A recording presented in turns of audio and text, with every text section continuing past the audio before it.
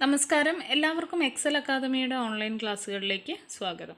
നമ്മൾ ഡിസ്കസ് ചെയ്തുകൊണ്ടിരിക്കുന്നത് ഗുണപരമായ സവിശേഷതകൾ അഥവാ qualitative aspects of human resource നമ്മൾ പറഞ്ഞിരുന്നു. അതിൽ വരുന്ന രണ്ട് കാര്യങ്ങളാണ് എഡ്യൂക്കേഷനും ഹെൽത്ത് കെയറും അഥവാ വിദ്യാഭ്യാസവും ആരോഗ്യ പരിപാലനവും. അതിൽ നമ്മൾ കഴിഞ്ഞ ക്ലാസ്സിൽ നമ്മൾ ഓൾറെഡി ഡിസ്കസ് ചെയ്ത് കഴിഞ്ഞു. എന്താണ് വിദ്യാഭ്യാസം, അല്ലെങ്കിൽ എങ്ങനെയാണ് വിദ്യാഭ്യാസവും മാനവ വിഭവശേഷിയും എങ്ങനെ ബന്ധപ്പെട്ടിരിക്കുന്നു, അല്ലെങ്കിൽ ഇവ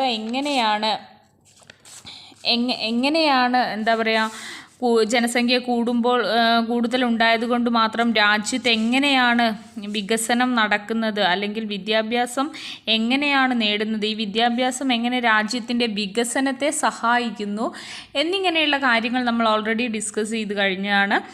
മനസ്സിലായി എന്ന് കരുതുന്നു. ഇന്ന് നമ്മൾ ഡിസ്കസ് ചെയ്യുന്ന ലാസ്റ്റ് ടോപ്പിക്, അതായത് ഈ ചാപ്റ്ററിലെ last topic qualitative aspects of human resource ഡെവലപ്മെൻറ്റിൽ വരുന്ന പോയിൻ്റാണ് ഹെൽത്ത് കെയർ അഥവാ ആരോഗ്യ പരിപാലനം. എങ്ങനെയാണ് മാനവ വിഭവശേഷി വികസനവും ആരോഗ്യ പരിപാലനവും റിലേറ്റ് ചെയ്തിരിക്കുന്നത്? ആരോഗ്യമുള്ള ഒരു വ്യക്തി അല്ലെങ്കിൽ ഏതൊരു ആരോഗ്യമുള്ള വ്യക്തിയും എങ്ങനെയാണ് രാജ്യ പുരോഗതിയിൽ പങ്കാളിയാകുന്നത് എന്നതാണ് നമുക്ക് ഇന്ന് ഡിസ്കസ് ചെയ്യാനുള്ള ടോപ്പിക്. ഈ ടോപ്പിക്കോടുകൂടി നമ്മുടെ ഈ തേർഡ് ചാപ്റ്റർ അവസാനിക്കും. അപ്പോൾ ശ്രദ്ധിക്കാം. ഫസ്റ്റ് ടോപ്പിക് മാനവ വിഭവശേഷി വികസനവും ആരോഗ്യ പരിപാലനവും or human resource development and health care. ആദ്യം നമുക്ക് നോക്കാം, എന്താണ് ഹെൽത്ത്? വാട്ട് ഈസ് ഹെൽത്ത് അഥവാ എന്താണ് ആരോഗ്യം? According to the WHO world health organisation, health is a state of physical, mental and social wellbeing. Health is a state of physical, mental and social wellbeing.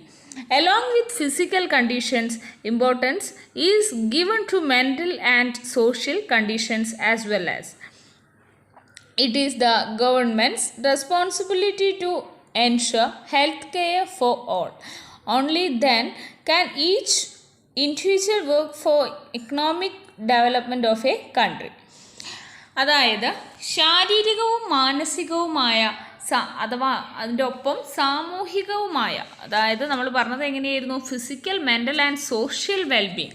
അപ്പോൾ എന്താണ്? ശാരീരികവും മാനസികവുമായും സാമൂഹികവുമായും ആയ സുസ്ഥിതിയാണ്, അല്ലെങ്കിൽ ആ ഒരു ശാരീരികമായും മാനസികവുമായും സാമൂഹികമായുമുള്ള ഒരു വെൽബീങ്, ഇതിനെയാണ് ആരോഗ്യം എന്ന് ലോകാരോഗ്യ സംഘടന നിർവചിക്കുന്നത്.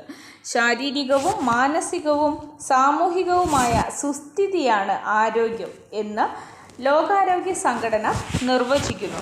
അവിടെ നിങ്ങൾ ശ്രദ്ധിക്കേണ്ട ഒരു പോയിൻ്റ്, WHO അഥവാ വേൾഡ് ഹെൽത്ത് ഓർഗനൈസേഷൻ അഥവാ ലോകാരോഗ്യ സംഘടന എങ്ങനെയാണ് ആരോഗ്യത്തെ നിർവചിച്ചിരിക്കുന്നത്? നിങ്ങൾക്ക് അവിടെ വേണമെന്നുണ്ടെങ്കിൽ 2 മാർക്ക് ക്വസ്റ്റ്യനായിട്ട് നിങ്ങൾക്ക് എന്താ പറയുക, നിങ്ങൾക്കൊരു എന്താ പറയുക മാർക്ക് പോവാൻ വേണ്ടി വയ്ക്കുന്ന ഒരു ക്വസ്റ്റ്യൻ ആയിരിക്കാം അത്. കാരണം 98 വാങ്ങിക്കുന്ന ഒരു കുട്ടി കറക്റ്റായിട്ട് ഡിഫൈൻ ചെയ്ത കാര്യം എഴുതിയില്ലെങ്കിൽ അതെന്താവുന്നു? 100 ആവില്ല, പകരം എന്താവുന്നു? 99, അതായത് 1 മാർക്ക് നിങ്ങൾക്ക് കിട്ടത്തുള്ളൂ. അപ്പോൾ നിങ്ങൾ ശ്രദ്ധിക്കണം, ഡിഫൈൻ ചെയ്തിരിക്കുന്നത് എന്താണ് ആരോഗ്യം, എന്താണ് WHO പറഞ്ഞിരിക്കുന്നത്? ശാരീരികമായും മാനസികമായും സാമൂഹികമായും ആയുള്ള സുസ്ഥിതിയാണ് ആരോഗ്യമെന്ന് ലോകാരോഗ്യ സംഘടന ആരോഗ്യത്തെ നിർവചിക്കുന്നു. According to the WHO, health is a state of physical, mental and social wellbeing. അവിടെ വരെയുള്ളൂ അതിൻ്റെ ഡെഫിനിഷൻ. ബാക്കി ശ്രദ്ധിക്കാം. ശാരീരിക അവസ്ഥയോടൊപ്പം മാനസിക സാമൂഹിക അവസ്ഥയ്ക്ക് കൂടി പ്രാധാന്യം നൽകുന്നു. എല്ലാവരുടെയും ആരോഗ്യ പരിപാലനം ഉറപ്പുവരുത്തേണ്ടത് ഗവൺമെൻറ്റിൻ്റെ കടമയാണ്. എങ്കിൽ മാത്രമേ രാജ്യത്തിൻ്റെ സാമ്പത്തിക വികസനത്തിനായി ഓരോ വ്യക്തിക്കും പ്രവർത്തിക്കാനാവുകയുള്ളൂ.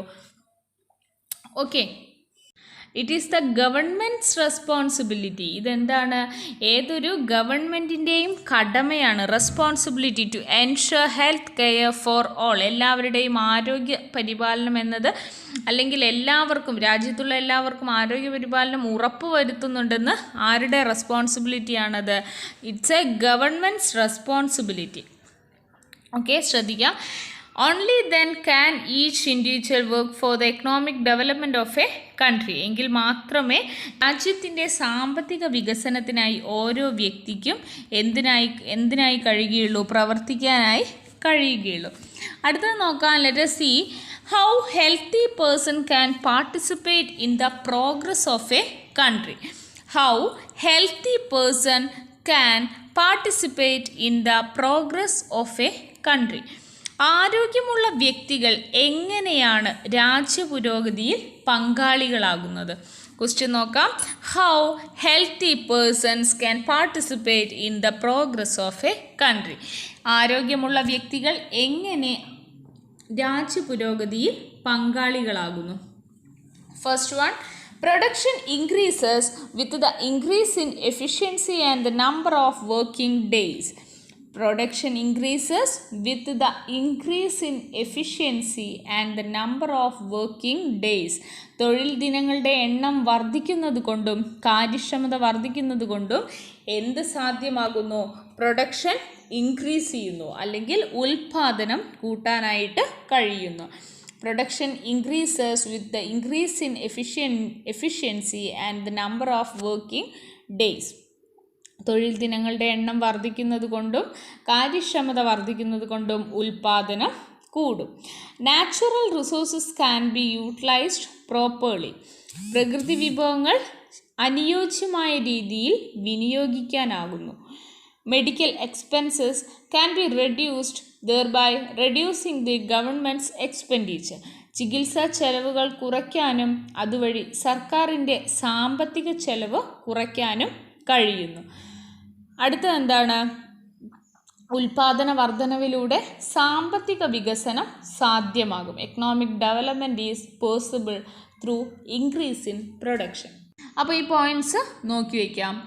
അടുത്തത്, ആരോഗ്യ പരിപാലനത്തിനായി നമ്മൾ ഒരുക്കേണ്ട സാഹചര്യങ്ങൾ അല്ലെങ്കിൽ ഒരുക്കേണ്ട സൗകര്യങ്ങൾ എന്തൊക്കെയാണ്? എന്തെല്ലാം ഫെസിലിറ്റീസാണ് നമ്മൾ എൻഷുർ ചെയ്യേണ്ടത്?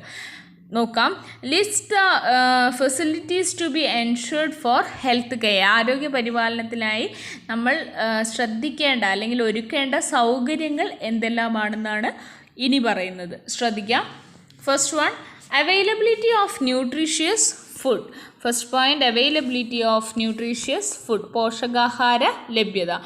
Second point, availability of clean and clear water, ശുദ്ധജലത്തിൻ്റെ ലഭ്യത. പ്രിവൻറ്റീവ് മെഷേഴ്സ്, രോഗപ്രതിരോധ സംവിധാനങ്ങൾ ഏർപ്പെടുത്തുക.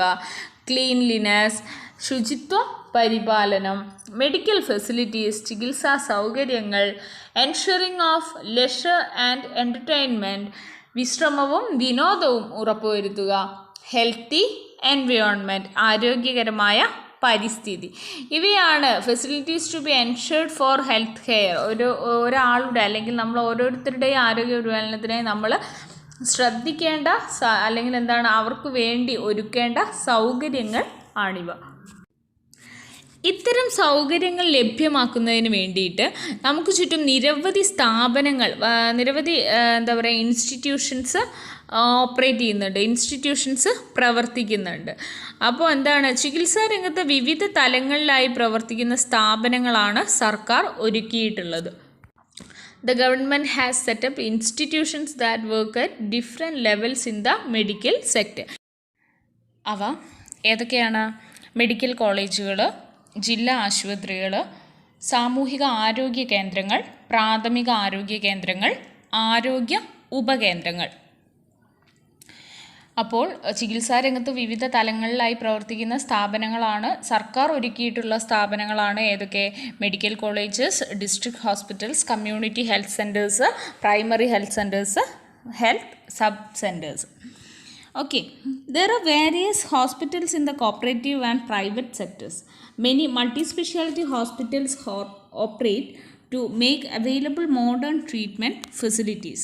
There are several institutions which provide different systems of medicines like Ayurveda, Yoga, Naturopathy, Unani, Siddha and homeopathy. അതായത് നമ്മുടെ പ്രൈവറ്റ് സെക്ടറിലും അതുപോലെ സഹകരണ കോപ്പറേറ്റീവ് ആൻഡ് പ്രൈവറ്റ് സെക്ടേഴ്സ്, സഹകരണ മേഖലകളിലും സ്വകാര്യ മേഖലകളിലൊക്കെ ഒരുപാട് ഹോസ്പിറ്റൽസ് ഇന്ന് പ്രവർത്തിക്കുന്നുണ്ട്.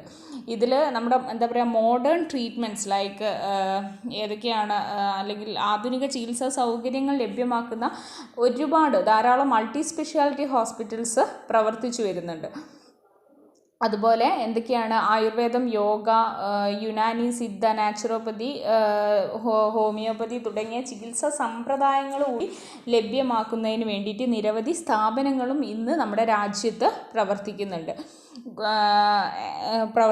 അപ്പോൾ ഇതൊക്കെ എന്ത് തന്നെയാണ്, ചികിത്സാ രംഗത്ത് വിവിധ തലങ്ങളിൽ പ്രവർത്തിക്കുന്ന സ്ഥാപനങ്ങളാണ്. അടുത്തതായിട്ട് നോക്കാം നമുക്ക്. നാഷണൽ റൂറൽ ഹെൽത്ത് മിഷൻ അഥവാ NRHM and national urban health mission or NUHM functions to make available quality health services to all. അതായത് ഗുണമേന്മയുള്ള ആരോഗ്യ സേവനങ്ങൾ എല്ലാവർക്കും ലഭ്യമാക്കുന്നതിന് വേണ്ടിയിട്ട് ദേശീയ ഗ്രാമീണ ആരോഗ്യ മിഷനും ദേശീയ നഗരാരോഗ്യ മിഷനും ഇന്ന് പ്രവർത്തിക്കുന്നുണ്ട്. അതിൽ the national rural health mission operates in the rural sector. അത് ദേശീയ ഗ്രാമീണ അതായത് റൂറൽ സെക്ടേഴ്സ് അല്ലെങ്കിൽ ദേശീയ ഗ്രാമീണ ആരോഗ്യ മിഷൻ എവിടെയാണ് പ്രവർത്തിക്കുന്നത്? അവരുടെ പ്രവർത്തനം എന്ന് പറയുന്നത് ഗ്രാമീണ മേഖലകളിലാണ്. അതുപോലെ 50,000-ലധികം ജനസംഖ്യയുള്ള പട്ടണങ്ങളിലെ ചേരി നിവാസികൾക്കും മറ്റു പാർശ്വവൽക്കരിക്കപ്പെട്ടവർക്കും മെച്ചപ്പെട്ട ആരോഗ്യ സേവനങ്ങൾ ദേശീയ നഗര ആരോഗ്യ മിഷൻ വഴി ലഭ്യമാക്കുന്നുണ്ട്. The national urban health mission provide. അപ്പോൾ എന്താണ്, റൂറൽ ഹെൽത്ത് മിഷൻ ഗ്രാമങ്ങളിൽ അവയുടെ പ്രവർത്തനം ചെയ്യുമ്പോൾ the national urban health mission provide improved എവിടെയാണ്, health services to the resident of urban slums and other marginalised people in towns with a population of more than 50,000. അതായത് 50,000-ലധികം ജനസംഖ്യയുള്ള പട്ടണങ്ങളിലെ ചേരി നിവാസികൾക്കും മറ്റും ആരോഗ്യ സേവനങ്ങൾ ആര് നൽകുന്നുണ്ട്? NUHM അഥവാ national urban health mission provide ചെയ്യുന്നുണ്ട്. അപ്പോൾ എന്താണ്, നമ്മുടെ റൂറലിയും അതുപോലെ അർബൻ നഗരങ്ങളിലും ഗ്രാമങ്ങളിലും ഒക്കെ ഇത്തരത്തിൽ പ്രവർത്തിക്കുന്നുണ്ട്. ജനങ്ങളുടെ ആരോഗ്യം സംരക്ഷിക്കുന്നതിന് വേണ്ടിയിട്ട് സർക്കാർ സ്ഥാപനങ്ങൾ പ്രവർത്തിക്കുന്നുണ്ട്. അപ്പോൾ ഇതിൽ നിന്ന് നമ്മൾ മനസ്സിലാക്കേണ്ടത് എന്താണ്, ആരോഗ്യവും മാനവ വിഭവവും അല്ലെങ്കിൽ ഹ്യൂമൻ റിസോഴ്സും ഹെൽത്ത് കെയറും തമ്മിലുള്ള റിലേഷൻ എങ്ങനെയാണ്? അതായത് ഹ്യൂമൻ റിസോഴ്സ് ഉണ്ടെങ്കിലേ എന്തുണ്ടാവുള്ളൂ, രാജ്യ പുരോഗതി സാധ്യമാവുകയുള്ളൂ. ഈ രാജ്യ പുരോഗതി സാധ്യമാവണമെങ്കിൽ നമ്മൾ പറഞ്ഞു എന്ത് വേണം, ജനങ്ങൾ വേണം. അതുപോലെ ഈ ജനങ്ങൾ എങ്ങനെയുള്ള ജനങ്ങൾ, ആരോഗ്യമുള്ള ജനങ്ങൾ. അപ്പോൾ അവർക്ക് വേണ്ടിയിട്ട് ഫെസിലിറ്റീസ് പ്രൊവൈഡ് ചെയ്തുകൊണ്ട് ആരോഗ്യ മേഖലയും അല്ലെങ്കിൽ ഹെൽത്ത് കെയർ ഫെസിലിറ്റീസും ആര് നൽകുന്നുണ്ട്? സർക്കാർ സേവനങ്ങളിൽ പെടുന്നുണ്ട്. അപ്പോൾ as a result of these programs and activities, the life expectancy in India has been improved. അതായത് ഇത്തരത്തിലുള്ള പ്രവർത്തനങ്ങളുടെ ഫലം, അതായത് അർബൻ ഏരിയാസിലും റൂറൽ ഏരിയാസിലൊക്കെ ഇതുപോലെ ഓരോരോ ഹെൽത്ത് മിഷൻ പ്രവർത്തിക്കുന്നതിൻ്റെ ഫലമായിട്ട് ഇന്ത്യയിൽ എന്ത് വർദ്ധിച്ചിട്ടുണ്ടെന്നാണ് പറയുന്നത്? ആയുർദൈർഘ്യം, ലൈഫ് എക്സ്പെക്റ്റൻസി കൂട്ടാനായിട്ട് കഴിഞ്ഞിട്ടുണ്ട്. അവരുടെ ആയുർദൈർഘ്യം മെച്ചപ്പെടുത്താനായിട്ട് കഴിഞ്ഞിട്ടുണ്ട്. അതായത് ഇനി എന്താണ് നമ്മുടെ ലൈഫ് എക്സ്പെക്റ്റൻസി എന്ന് പറയുന്നത്? Life expectancy is the average number of year that A person lives. അതായത് ശരാശരി എത്ര വയസ്സ് വരെ ജീവിച്ചിരിക്കുന്നു എന്നതാണ് എന്തെന്ന് പറയുന്നത്? Life expectancy. അപ്പോൾ മാക്സിമം നല്ല ഹെൽത്ത് കെയറും ഫെസിലിറ്റീസും ഒക്കെ പ്രൊവൈഡ് ചെയ്യുന്നത് കാരണം നമ്മുടെ ഇന്ത്യയിലെ ജനങ്ങളുടെ ലൈഫ് എക്സ്പെക്റ്റൻസി അഥവാ ആയുർദൈർഘ്യം കൂട്ടാനായിട്ട് കഴിഞ്ഞിട്ടുണ്ട്. രാജ്യത്തിൻ്റെ സാമ്പത്തിക വികസനത്തിന് വിവിധ വിഭവങ്ങൾ ശരിയായ രീതിയിൽ വിനിയോഗിക്കേണ്ടതുണ്ട്. പ്രകൃതി വിഭവങ്ങൾ പോലെ തന്നെ മനുഷ്യ വിഭവവും പ്രാധാന്യമുള്ളതാണെന്നാണ് നമ്മൾ ഈ ചാപ്റ്ററിൽ പറഞ്ഞിരിക്കുന്നത്. അതായത് ജനങ്ങൾ അല്ലെങ്കിൽ മനുഷ്യ വിഭവം എന്നതുകൊണ്ട് ഉദ്ദേശിക്കുന്നത് രാജ്യത്തെ പുരോഗതി കൈവരിക്കണമെങ്കിൽ ഈ ഹ്യൂമൻ റിസോഴ്സ് ആവശ്യമാണ്. പ്രകൃതി വിഭവങ്ങളിൽ മനുഷ്യാധ്വാനം കൂടിച്ചേരുമ്പോഴാണ് എന്തുണ്ടാവുന്നത്? ഉൽപാദന വർധനവും അതുവഴി സാമ്പത്തിക വികസനവും സാധ്യമാകുന്നത്.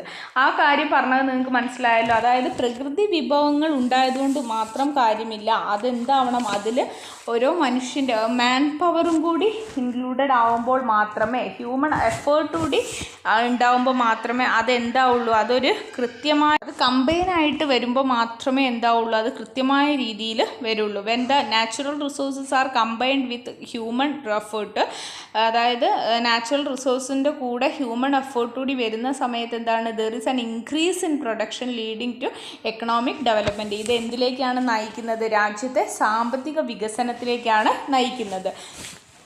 സോ അതുകൊണ്ട് തന്നെ എന്താണ്, therefore planned efforts are required in the education and health sectors to develop human resources. അതുകൊണ്ട് മാനവ വിഭവശേഷി മെച്ചപ്പെടുത്തുന്നതിന് വിദ്യാഭ്യാസ ആരോഗ്യ രംഗങ്ങളിൽ ആസൂത്രിതമായ ശ്രമങ്ങൾ ആവശ്യമാണ്.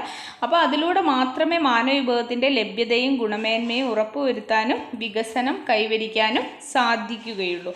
Okay, only then can resource then can the quality and development of a human resource be attained.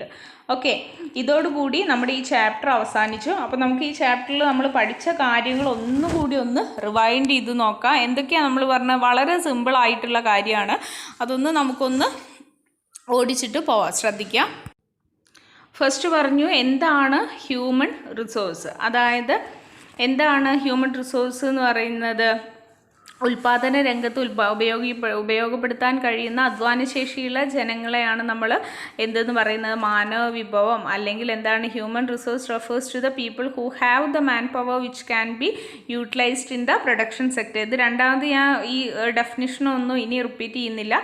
അപ്പോൾ പഠിച്ച കാര്യങ്ങൾ എന്തൊക്കെയാണെന്നുള്ളത് നോക്കാം. ഒന്ന് നമ്മൾ ഹ്യൂമൻ റിസോഴ്സ് പറഞ്ഞു, പിന്നെ നമ്മൾ ഹ്യൂമൻ റിസോഴ്സ് ഡെവലപ്മെൻറ്റ് പറഞ്ഞു. അപ്പോൾ നിങ്ങൾ ഈ ചാപ്റ്ററിൽ പഠിക്കേണ്ട കാര്യങ്ങളാണ് പറയുന്നത്.